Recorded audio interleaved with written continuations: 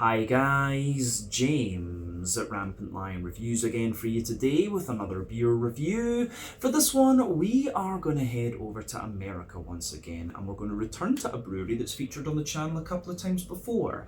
So the last reviews that I did involving this brewery appeared on the channel back in about 2019, if memory serves me correctly, and those beers were actually cans that I picked up at the brewery. And this brewery is pretty well known these days, but they're definitely one of the more rural, well-known American breweries. So to be able to go and visit the brewery was actually pretty cool and pretty random, I have to say.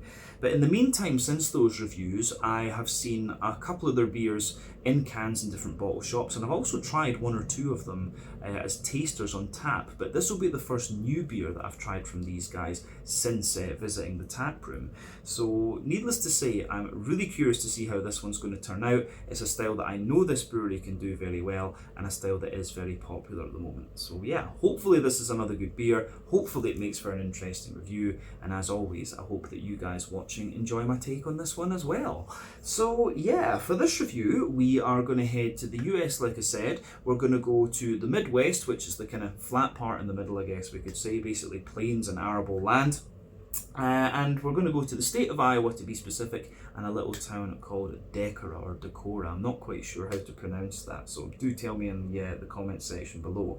But that means that we're going to have a look at another beer from the wonderful Toppling Goliath Brewing Company. This particular beer is called Big Suits. It comes in at 9.8% ABV, and this one is a New England Hazy Imperial Triple, whatever you want to call it, IPA.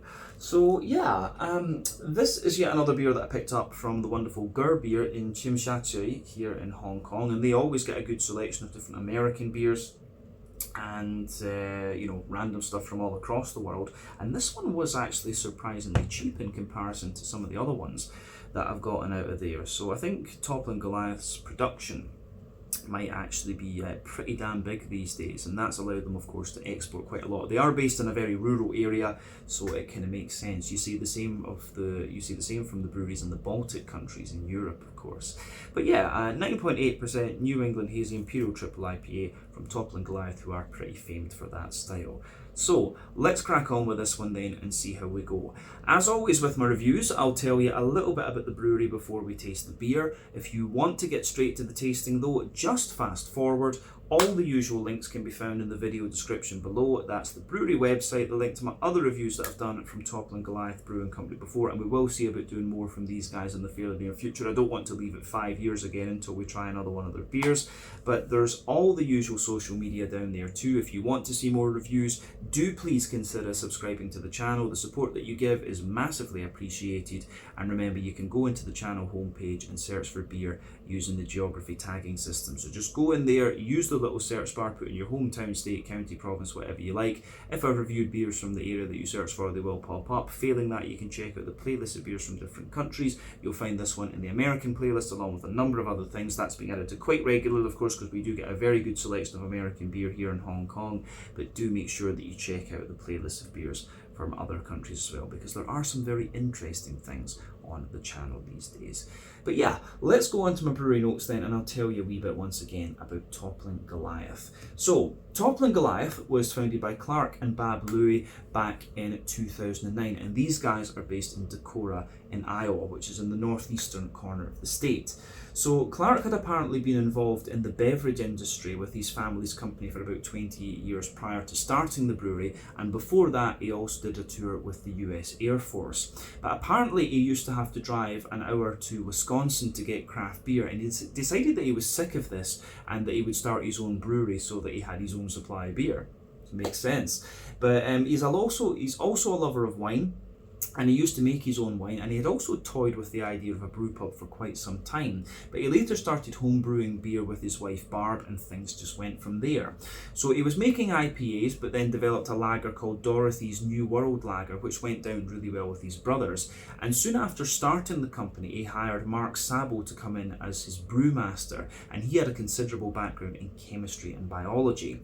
But over the years, the brewery's grown to have a very, very good reputation, particularly for these kind of New England hazy type IPAs. But there's also been a little bit of controversy surrounding the brewery over the years as well. Things like treatment of staff, and there's been a few lawsuits and stuff like that.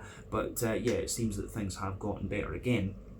in more recent years. But today they've got a very large tap room at the brewery that's got over 20 taps. You can go and check out my Out and About video that I filmed there a couple of years ago. They've maybe expanded it in the time since, and they offer brewery tours and things like this. And in 2019, the figure that I found for their production was 100,000 US barrels of beer per year, which is about 10.6 million litres, which is pretty damn impressive actually. But as of July 2024, when I'm filming this review for you, these guys have produced 170 different kinds of beer according to Untappd, and as I mentioned to you, they are probably best known for the different kinds of IPAs. I have seen one or two West Coast IPAs from these guys before, but yeah, it's mainly the kind of hazy IPAs that you'll see from these guys, and probably their most, probably their kind of flagship beer, or one of the benchmark beers that these guys did, was the King Sue, and that's still heavily in production, of course. That's probably the beer that really helped put this brewery on the map in the eyes of many in Europe, actually. So yeah, that is everything I can really tell you about Toppling Goliath Brewing Company for the moment. If you want to learn more about these guys, check out the brewery website, follow them on Facebook and Instagram to keep up to date with all the latest goings on, and you can check out the Rate Beer, Untappd and Beer Advocate pages to learn a little bit more about all the different beers that these guys have done. So yeah, let's go on and have a little look at the beer itself. So I'll just let you have a wee look at the artwork on this one before we open up. You can see it is pretty straightforward actually, and not quite as colourful as some of the other Toppling Goliath artwork that we've come across before. But there you can see the Toppling Goliath brewery symbol, plain silver top on the can there as well, which is nice. And yeah, this is a 473 milliliter can, which is 1 American pint, of course. And it tells you on the side here, Big Suits Triple India Pale Ale hits the stage to showcase its band of hand-selected hops, which include Citra, Mosaic and Simcoe, that together create a flavour profile of epic proportions. Does anybody have any questions? So yeah, I just want to know how good the beer is. But yeah, you can see there as well, they've got the outline of the state of Iowa, and you can see in that northeastern corner, you've got Decorah, or Decorah. I really don't know how you pronounce that, or enunciate it is the correct word. But yeah, very nice little touch there. I do like that when you've got that wee element of locality in your can designs and things like that. But yeah, the hops in this one we know very, very well. All three of these are American. Citra and Mosaic are 14% alpha acid, Simcoe is about 12. Citra's going to give you that big sort of juicy mango character, sometimes a little bit of grapefruit and also a little bit of lemon lime in a kind of New England IPA. Mosaic has that little bit of distinctive earthiness in its green component, but it's going to give you a big tangerine orange note, and Simcoe is going to give you a lot of soft passion fruit actually. But 9.8% New England Hazy, Imperial Triple, whatever you want to call it, IPA. Let's get this guy out into the glass and see what it's all about. I've been looking forward to this one since I bought it actually. So yeah, this should be pretty nice actually. Let's do this. Smell that. It smells very familiar, of course, when you open up. I mean, this hop combination has been pretty well used over the years, Citra, Simcoe and Mosaic.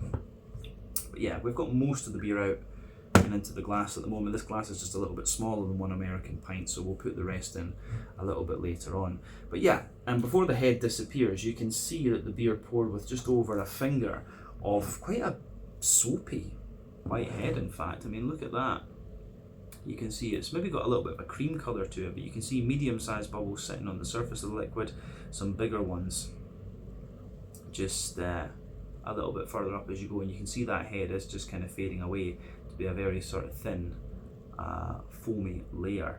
But yeah, the colour of this beer looks pretty nice. I'm surprised at how little foam is in that head, and honestly, I don't know if it's about the age of the beer. Does it have a canned on date? This one was packaged on the 22nd of February 2024. That might be the case. So this beer is about 4 months old, maybe 5 months old at the time of filming. So yeah, it's not in its freshest condition, this one, we have to say that.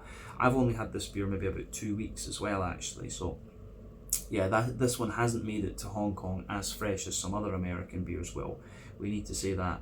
But yeah, that's probably the reason for the soapier head on this one. But yeah, we'll keep that in mind as we go forward with this one. But anyway, in terms of the colour of the beer, you can see it's poured this lovely bright yellow mango juice colour. I always like comparing New England IPAs to different fruit juices because that's just what they remind me of.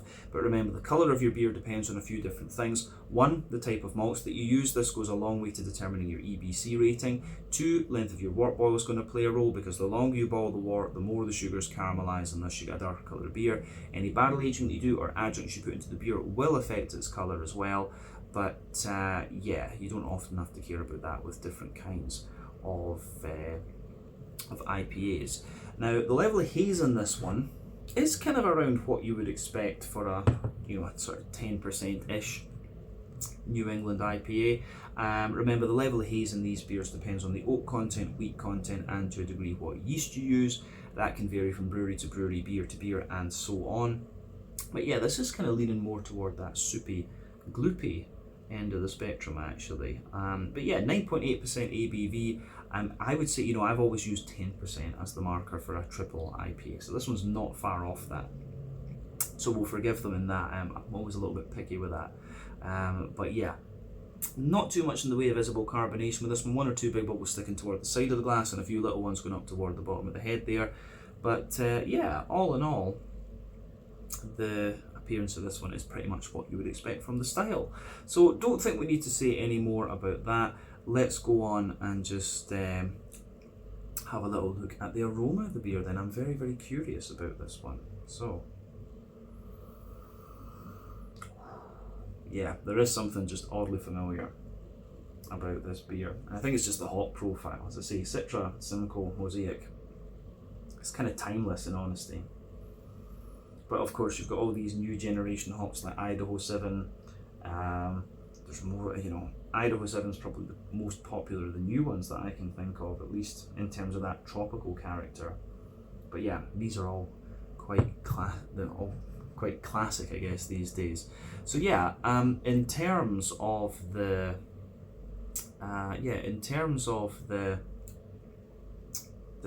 aroma of this New England IPA, it gives you pretty much everything you'd want. Quite a lot of floral aromaticity in this one, quite a bit of bite to the aroma as well, and then those lovely big juicy fruity characters.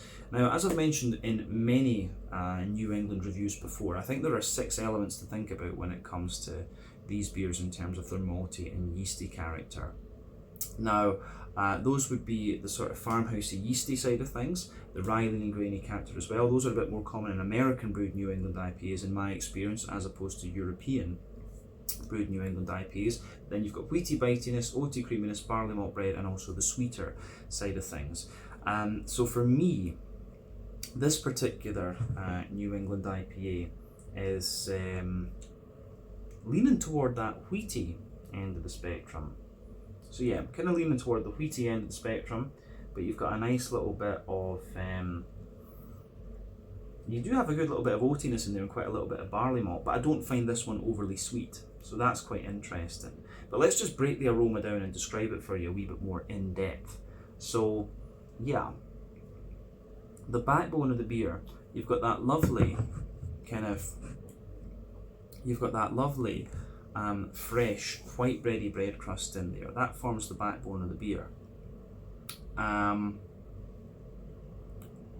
You do have a little touch of woodiness in this one, but I wouldn't say too much in all honesty.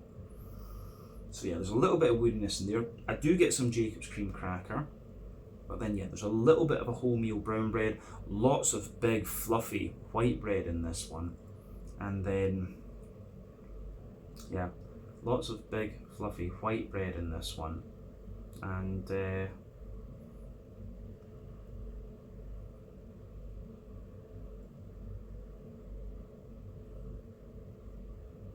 I'd say yeah, on top of that kind of fluffy white bread, which is obviously the barley malt, you've got the wheaty character in this one, but the wheat doesn't really give the beer so much density in this particular aroma. I would say it's a little bit more bitey.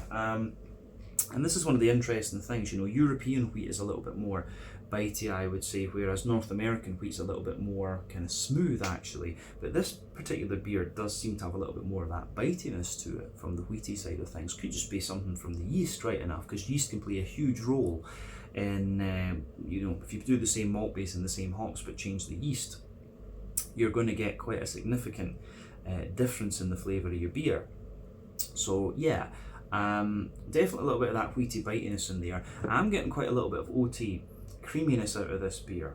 But one of the things with the oats in New England IPAs is they can be used as quite a crude measure of how old your New England IPA is. Essentially, the fresher the beer is, the creamier the oats will be, the older the New England IPA is, the drier they'll be.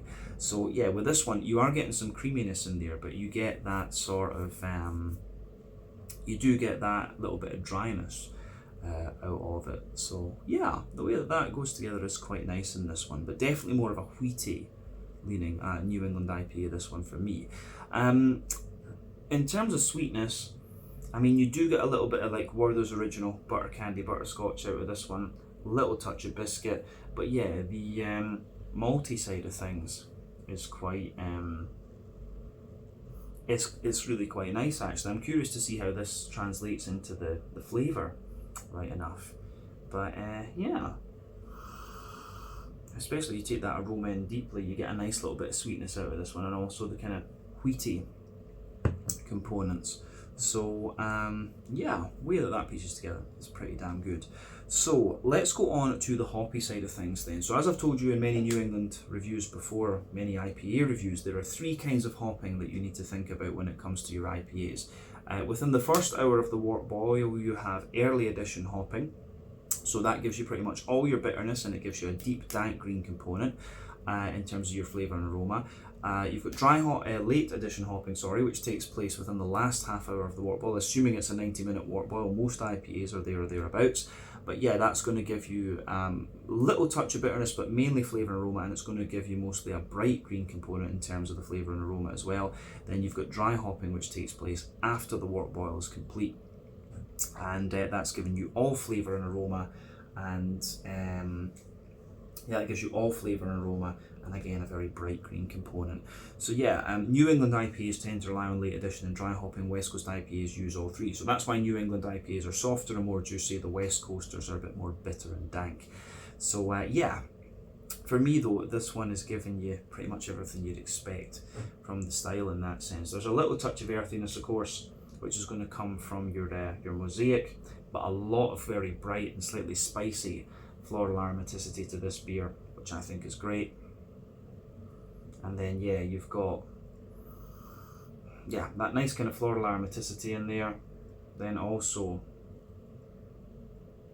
that nice lighter grassy, zesty sort of thing to it as well. And I think the zestiness and the grassy character is going to come from the Citra more than anything else. But yeah, I think there's a bit, I'm sure it said on the Untappd that there was cryo in this, and obviously that's going to give you more of an oily green component. But I would say in the aroma, the cryo is not that obvious. It does smell a little bit more bright and just sharp almost, which is what you get from the T90 pellets. But yeah, let's look at the fruity side of things then, just to round off the aroma section for this review. So yeah, for me, this beer actually has quite a sharp citricy note in the top of the nose, which is quite interesting. Hopefully that's not going to be an off flavour or something, because it's a little bit unusual actually, so pay attention to that. But other than that, the fruity side of things is kind of what you'd expect. You do get a nice little bit of peachy character from the Citra, of course. You've got that big juicy mango there, lots and lots of softer passion fruit. That's of course going to be Citra and Simcoe that will give you that. There is a wee bit of like a drier apricot-y note to this beer as well, which I quite enjoy. So yeah, lots of interesting stuff coming out of this one. But yeah, I would say there's quite a bit of, the more that I smell of this one, the more I get kind of tangerine orange, and the way that that goes together is really nice. I mean, there's nothing really surprising about this beer in terms of its aroma. I think it is just really well done, but the citrusy character comes out more the more that you smell of it, and then you've got that wheaty kind of bitey note coming out of this one. So yeah, I think the way everything kind of pieces together in this one is pretty interesting, but not unexpected, of course. So yeah, let's get stuck into this one then and see what it's all about. As I always say, take a bit of time to enjoy the aroma of the beer before you taste it. But yeah, this is the Big Suits, a 9.8% New England Hazy Imperial Triple, whatever you want to call it, IPA from Toppling Goliath in Decorah in Iowa. Let's get stuck into this one. Slàinte, skål, cheers.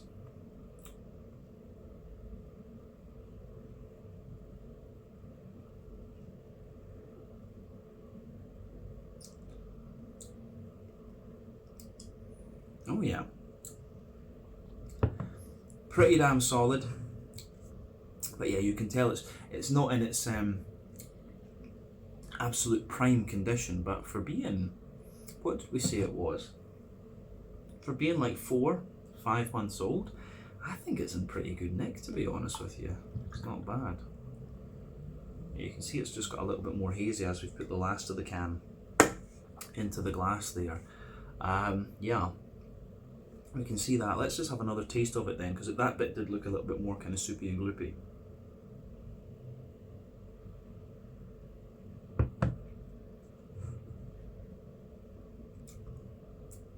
Yeah, that's kind of sweetened the beer up significantly more, in honesty, and made it just feel that little bit thicker. But yeah, this is a really, really nice New England triple, this one. You can feel with it, of course, the little effects of the age of this one. You get a little bit more kind of dryness from the hops, the pellety type notes. You do get a wee bit more bite from the wheat and things like that in it, and a bit more dryness from the oat. So these are all things you have to bear in mind. But even with that little bit of age, it's still pretty damn good, I have to say. And I have tried these beer. I have tried Toppling Goliath stuff pretty fresh and at source. And yeah, the thing that you will notice is it's the dryness from the oats that comes out in this one, and a wee bit of the kind of spice from the pellets almost. But yeah, all in all, really, really nice flavour profile, this one, and it's kind of what you'd expect from this brewery, of course. But yeah, definitely a more wheaty leaning New England IPA, this one, but it does have a wee bit more oaty character to it than the aroma would have you believe. But let's do as we always do and break the flavour of this one down and just describe it for you a little bit more in depth. So yeah, middle third of your palate in this beer then. The backbone of the beer, you've got that fresh white bready bread crust in there. So as you move further forward from that, you've got a nice little bit of woody character there, but that's just, you know, very minimal in all honesty. And then above the cracker, above the bread crust, you have this little bit of like Jacob's cream cracker note.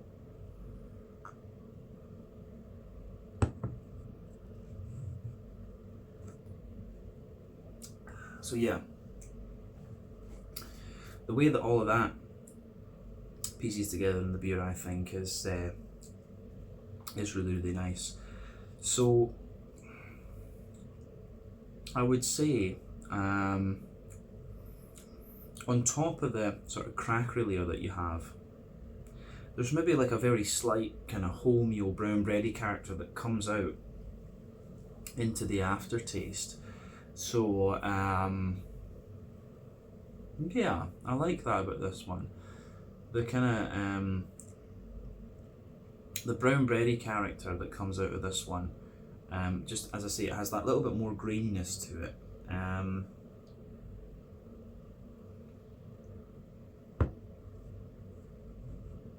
But then yeah, on top of that, you've got the white bready character coming out of the beer as well. So yeah, you can feel that more kind of fresh white bready note coming out of the beer, which is just really nice actually. And it has a little bit of dryness to it, but it's got a nice wee bit of density and a little bit of sweetness to it as well, I would add. So you've got the little bit of brown bread in there, which I would say is quite minimal, but then yeah, a kind of white bready character sitting above that, and yeah, a little bit of density to it and a little bit of sweetness. So yeah, the way that all of that pieces together is very, very nice. So above the white bread, you can feel the wheaty character coming out of the beer. And like I say, the thing that surprises me about this one in comparison to other New Englands that I've had from the US before is that the wheat in this one has a good little bit of bite to it. So yeah, you get that more dense white bready character coming out of this one. the wheaty white bread, but it just feels that little bit more kind of bitey and things. And then above that, you've got the oaty layer to this beer. So let's have a wee look at that.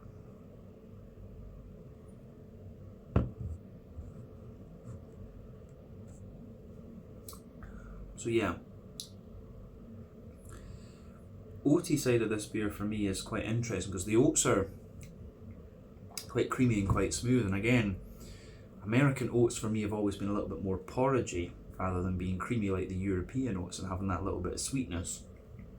So yeah, this beer is showing quite a little bit of European character in my mind. But yeah, the oaty character with this beer, if you go down that middle line of your tongue, you certainly get more of the oaty creaminess. And as you move further out toward the edges of that middle third of your palate, yeah, you can feel the drier side of the oaty character in this beer. But yeah, in the dead centre of the palate there, you have this, yeah, you've got that little bit of Werther's Original butter candy butterscotch coming out of the beer. And then as you move further out beyond that, that Werther's Original butter candy butterscotch incidentally is the kind of boozy aspect of the beer, but then yeah, you've got a more kind of McVitie's digestive biscuit, you know, aside of that. But yeah, I think we've covered the middle third of the palate in this beer pretty extensively now. So yeah, remember on your palate that sweeter flavours are going to come out further forward, more dry and bitter flavours will come out further back.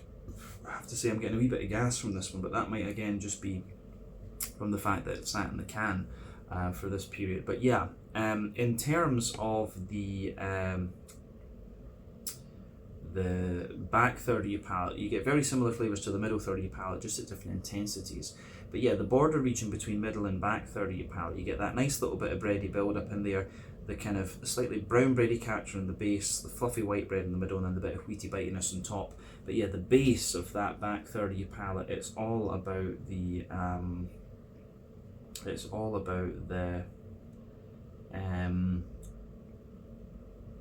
white bready bread crust in there, the bit of cracker, then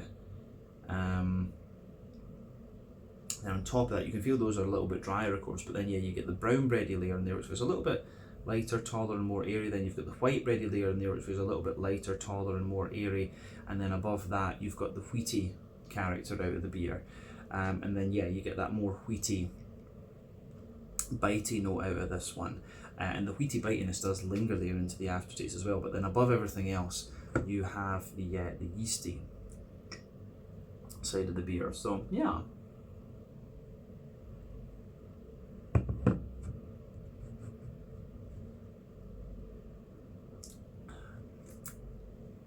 So,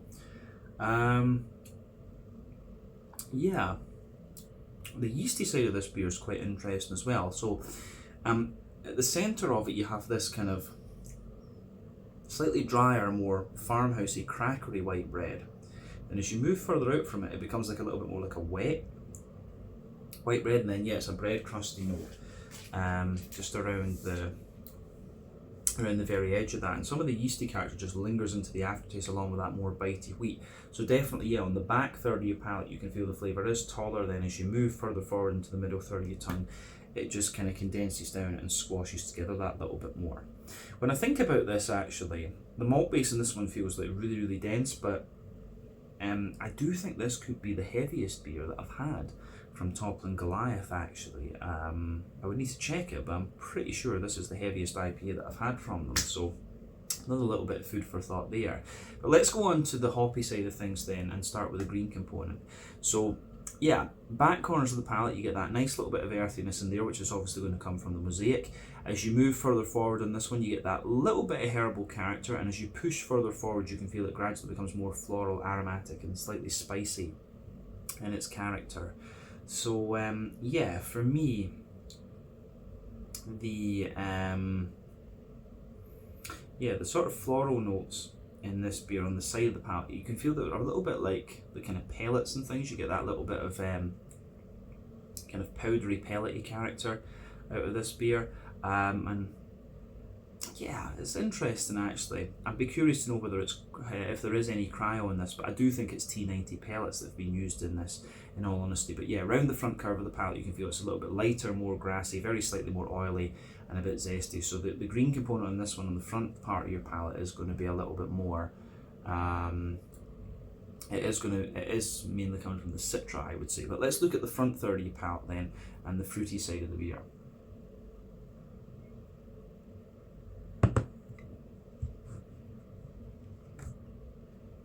So yeah, front third of your palate then, the border region between front third and middle third of your palate, you get a little bit of bready build up in there, brown bread in the base, the white bready character above that, and then you've got a wee bit more of a wheaty, bitey sort of thing about the beer. And then yeah, the base of that, the base of the front third of your palate is more like the white bready bread crust, the Jacob's cream cracker, wholemeal brown bread, white bread, and then you get the wheaty sort of note in this one. So the wheat on the front third of your palate is definitely smoother and a little bit more bitey, but then yeah, above that you've got that nice oily bubble where the juicy fruity esters just roll their way out of the beer. So let's have a little look at the fruity side of things just to round off the flavour section of this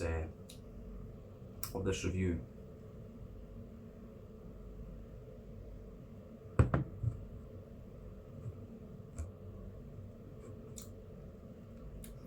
So yeah, the fruity side of this one, if you know these hops, it is, you know, what you'd expect in all honesty. So yeah, at the back of that oily bubble, there's a little bit of grapefruit in there. You get a little bit of like peachy kind of sharpness if you come further forward from that. And yeah, so there's a bit of peachy sharpness in there, lovely big sort of juicy mango-y character, and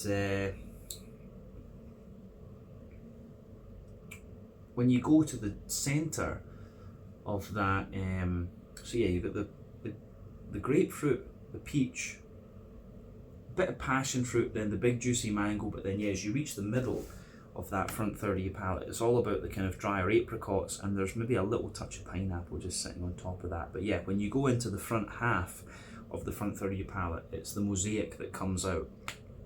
And the mosaic's going to give you that more tangerine-y, orangey note, but just behind that front tip of your tongue, you get a more lemony, limey quality, and those are going to definitely come from the Citra. Those elements are definitely from Citra, rather than anything else. But yeah, the fruity side of this one is really quite nice.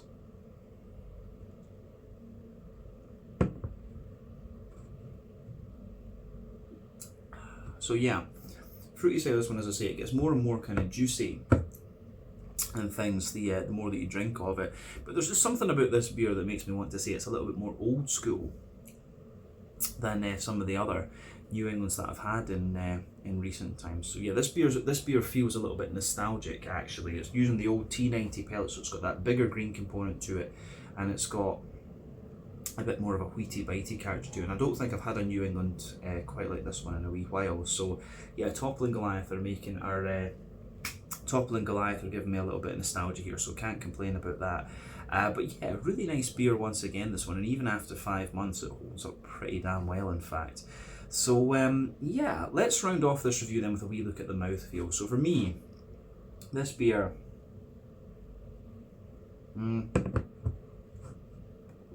definitely, yeah, top end of mid-bodied, bottom end of full-bodied. Carbonation has a little bit of crispness to it. As I say, this can is about 5 months old, so you will get a little bit of that from the secondary fermentation. But yeah, I think if this one was fresh, it would have a little bit more of a creamy aspect to it, but it's got quite a little bit of bitey character to it as well.